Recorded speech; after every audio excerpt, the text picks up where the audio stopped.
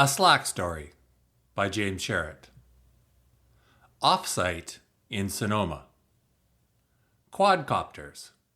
Meeting my new boss. Seeing the grand promise. Banjos and guitars and ukuleles. Change and change and change. May 15th, 2014. My first time crossing the Golden Gate Bridge and seeing it up close was on a bus to a retreat in the town of Sonoma, 2 hours north of San Francisco. With me on the bus, seated sparsely among the about 50 seats, was the whole of Slack's global workforce. That was our scale at the time, somewhere around 30 souls. We assembled in Sonoma for an offsite.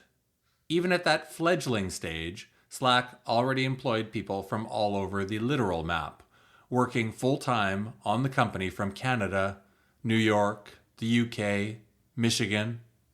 An offsite gave all those far-flung folks a chance to come together in person. For all its dedication to connectivity and asymmetric communication, Slack still, as a practice, relied heavily on in-person, face-to-face time to create relationships, build trust, and make big decisions. Many of us had never met each other, and since this was my first offsite, I had to orient myself a bit to the situation. I had questions traveling with me on that bus, crossing the Golden Gate. First, what the heck was an offsite? As near as I could tell, it combined a reward with a purpose. The reward felt like a nice acknowledgement for the hard work we'd done and the success we'd started to have with our paid product launch. Real customers were choosing to pay to use our product. Huzzah! The purpose felt like two parts. Partially to introduce most of the folks to each other, since we mostly didn't know each other, and partially to take the temperature of our current state of Slack, where are we, and plot an outline for the near future, where are we headed? Those were big questions. Meet the new boss. Second on my list of questions was, who was Allen? Oh, have I mentioned Allen? Right. Well, in the rush to launch our product and ramp up our capabilities and actually close deals that came in the door because of the incredible interest in our product, I'd also gotten a new boss. Allen Shim, our new Chief Financial Officer, CFO. Stuart had tossed that change out to me one day. You're going to have a new boss. I'm too busy. Then I had an introductory call with Allen. All seemed sound. And the funny thing I found about having a new boss in a startup of fewer than 50 people is that there's often very little day-to-day management needed. Conversations with Allen were almost entirely about prioritization on a daily, weekly cadence. Am I working on the right things in the right order right now? And then huge picture conversations occasionally. Where is our team going? Where will we break down? Who do we need to add next? And how do we need to reinvent how we're doing things? Every day, there's so much to do, and everyone just has to roll up their sleeves and get on with the most important work and communicate to others about the work that's not getting done. I found there was always lots of both kinds of work because we were lucky enough to have customers and a growing product. Each day felt like a chance to get tons done and leave tons left undone. We had to stay sane and check out at some point and also acknowledge that it all can't get done. I rode the bus over the Golden Gate Bridge seated next to Allen, and it was our first time meeting in person. We talked about our respective careers, recapping how we each landed in the situation we found ourselves in. We talked about the different parts of our current work we respectively were trying to figure out. Allen had great questions about our sales efficiency that I had never thought to consider, basically because no one had asked me and I'd never really done sales. How much time did we spend on each customer? What size were the customers? How long did it take to close a customer? Were we getting partial or full adoption of the product across the customer organization? Whoa, good questions, all of them. But I had very few answers to offer. We had launched our paid product only 3 months beforehand. We had limited numbers to work from. We had a limited time scale to learn from. I was a limited first salesperson. Allen asked the right questions for a CFO to be asking. I could see his mind working.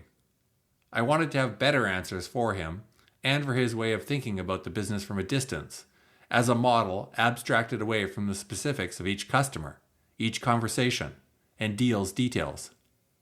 But I didn't, yet. I gave him what I had and tried to think out loud about how we might get better insights. Quadcopter views. Third on my list of questions was, who were these folks I worked with at Slack? Longer term, perhaps this is the most important question and should have been my first question. Who were the rest of these folks I worked with? In Vancouver, I had about 5 co-workers. Globally, I had about 25 more. In both contexts, I was the only person in accounts. Everyone else was in customer support, engineering, infrastructure, design. I was a department of one. It felt like the biggest opportunity I could find on the trip was to meet my coworkers and learn about them and their jobs to better work with them. And no, we never called each other slackers. We arrived in Sonoma, checked in, and split up into our respective rooms to get settled. Many of the team had worked together on Glitch the Game, so the offsite offered a chance to rekindle past relationships. I think they'd even had a prior offsite at this location. This was all new to me.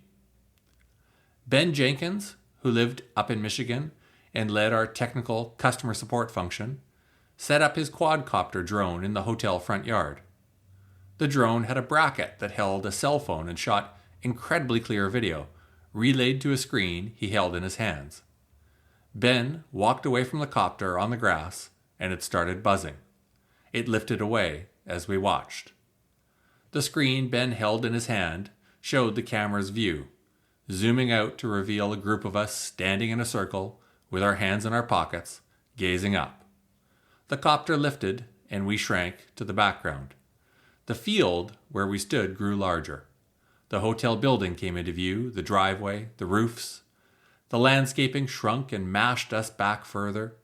A disused water tower joined the frame from one side as the world zoomed away. We were living on the ground, and specks in the perspective. We hit the pool, and there was the CEO himself, frolicking in the water.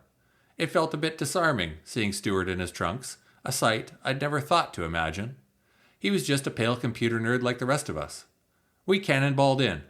Banjos and ukuleles and guitars came out for a musical hour that evening. We took photos in the stairwell, cramming the 25 or so Slack employees into the frame. Some teams had set up meetings for themselves, so folks drifted in and out of the communal areas. We had dinner together as a group in a garden beside the pool, and I tried to get to know folks and what they did. I sat with Allie Rail, who ran our customer support team. Like everyone else I met, she presented a striking mix of no-nonsense smarts and casual capability. And like everyone else, she also struck me as also well-read and broadly interested in the world. We talked about the food. We talked about politics in San Francisco and the history of Sonoma. She was from Colorado, so we talked about the monumental, rearing, fire-eyed horse at the Denver airport. Change and change and change. Over the whole offsite, I had a feeling of watching it all, not really knowing my role in the proceedings, but wanting to contribute where I could without being overbearing. There must have been an agenda. We certainly attended meetings with projectors in repurposed hotel ballrooms. I just didn't want to be the sales guy with something to say about everything. So what did we talk about? As far as my notes tell me, the topics mostly focused on Slack the product and its evolution, and not the company, which makes sense because that was the role and interest of most of the people attending. We talked about the first hints of a new paid version of Slack emerging to address customer needs and offer more features for larger organizations at a higher price. I got asked to represent our customers' perspective on some new feature ideas and on that new higher-priced tier of Slack. If the whole purpose of the offsite was to give us a few days to step outside the wind tunnel of our work, then I'd say it succeeded. We relaxed. We ate together. We visited a winery and had dinner at a long table in its underground cellar. But could we also feel the change happening at the time? The approaching tidal wave bearing down on us? We started as a small, obscure tech company scrabbled together from the wreckage of a video game company. No one knew us, so we had no risk to contend with. Now, where were we headed? Somewhere different from our low-key present, certainly. People knew us now, even though those people still mostly lived in a small circle of tech nerdery.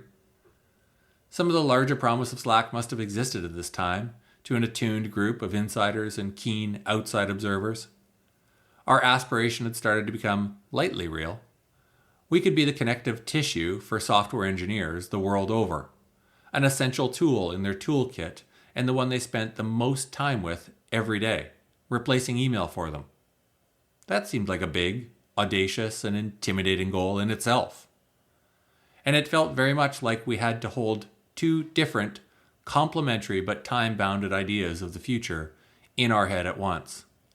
The first idea led straight to the specific thing that we had to get done today, this week, this month.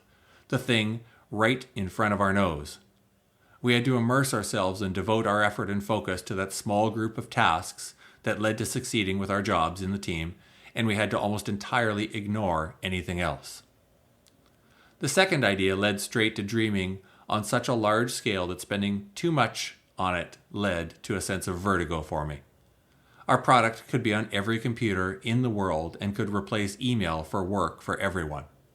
Our product could be on every knowledge worker's smartphone in the world to keep them connected to their workflows, teammates, and tasks.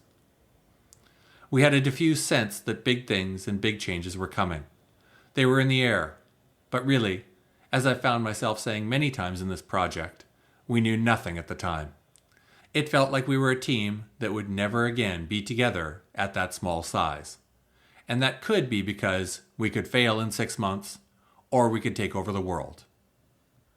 And adding to that sense of unknowingness, less than a month before the offsite, we had announced new fundraising of $42.75 million at a $250 million valuation.